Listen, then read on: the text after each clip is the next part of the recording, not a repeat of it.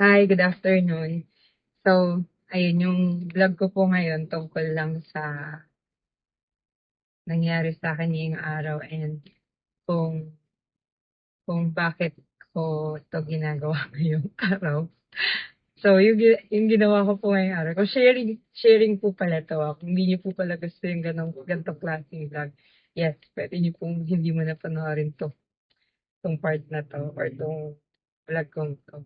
Ngayon po, so 4 AM, gano'n po usual gumigising, minsan 4:30 para gumawa ng some errands po dun sa company namin.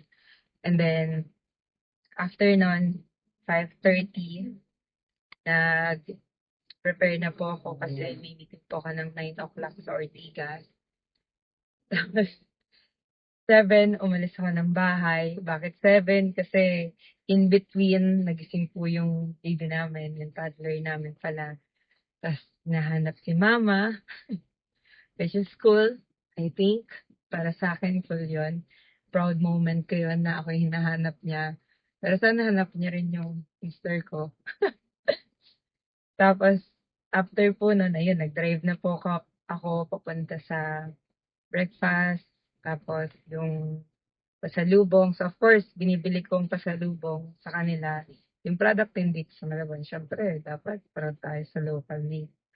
So, dinala ko sa kanila sa Pinsapin. Tapos, after po nun, ayun na, nakaalis na ako. Pinick up ko lang po yung business partner ko for this project. And then, pumunta na kami sa Ortigas. So, nag-drive po ako. Then, yun, swerte. Konti lang yung traffic and nakarating kami ng 8:30. And pagdating namin, swerte ulit. Another swerte. Merong parking space. At sobrang lapit nyo dun sa building na pupuntahan namin. Kaya konting lakad lang. And hindi umulan. Having said na wala kaming payong pareho. Puro sinakalimutan. Tapos po noon, 9, okay, nandun na kami sa venue, sa building ng client namin. Potential client pa lang pala. Tapos, pero I'll claim it. Try. Then, nag-meeting. Tapos, ayun, hanggang sa pinasyal kami dun sa offices na nire-renovate nila at this moment. Then, ayun, umuwi na, nag-drive ulit. Tapos, pag-uwi ko ng 11:30, nag-work naman ako para din sa main job ko. Hanggang ngayon, 4. 4, then umalis na ako ngayon kasi break time ko. May malapit lang po akong pupuntahan para naman din na naman dun sa, ano namin, sa company naman namin. So, hindi naman siya sa main job ko. So, after nito, I'm planning na pumunta sa gym para mag-workout. Then, ayun, work ulit.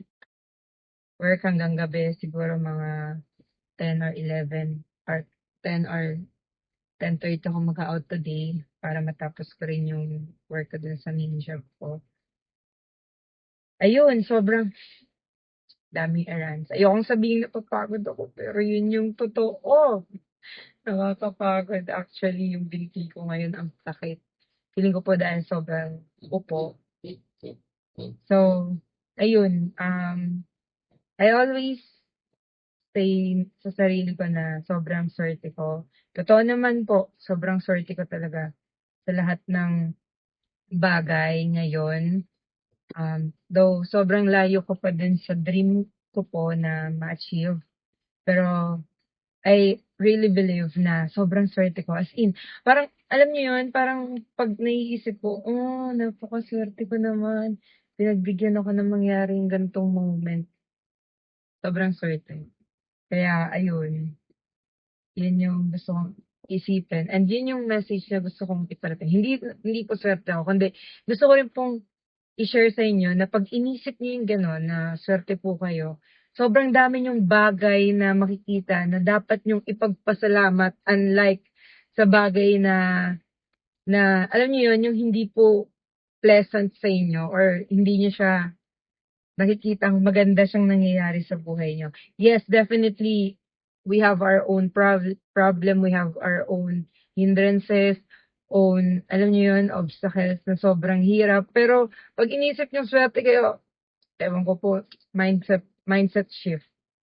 para sa'kin gano'n po yung na-discover ko din po. Kaya kunyari sasabihin ng iba masuwerte ako, yes, I think may malaking percentage yung masuwerte lang po talaga ako.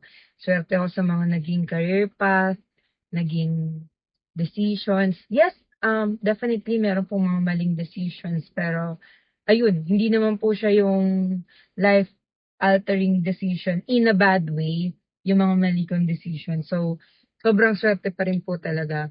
Ngayon, 'pag inisip po kasi natin yun, parang 'pag inisip niyo yung more on gratitude side compared sa bagay na na hindi kayo grateful, sobrang sobrang magbabago po yung tingin niyo sa mundo.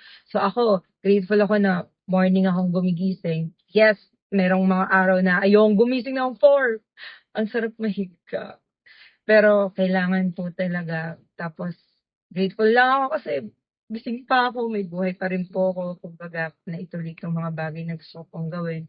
Tapos gusto puwede rin pong isipin ko, "Ba ako na naman yung kailangan ni baby." Pero siyempre para sa'kin, swerte ko naman ako yung kailangan niya, ha. Hindi naman sa pagyayabang, pero ako yung favorite person niya, parang gano'n. Pero feeling ko po hindi lang ako yung favorite person niya, madami kami. But okey lang. Tapos, yung aalis, ang layo na Ortigas sa Malabon, pero go lang. Tapos hindi pa po sure kung magiging client talaga yon. Pero at least, new network, bagong kakilala, bagong pwedeng may mag-recommend, bagong chance na merong, alam niyo yun, another connections na pwede naming matulungan, pwede naming ipakita yung worth namin as company.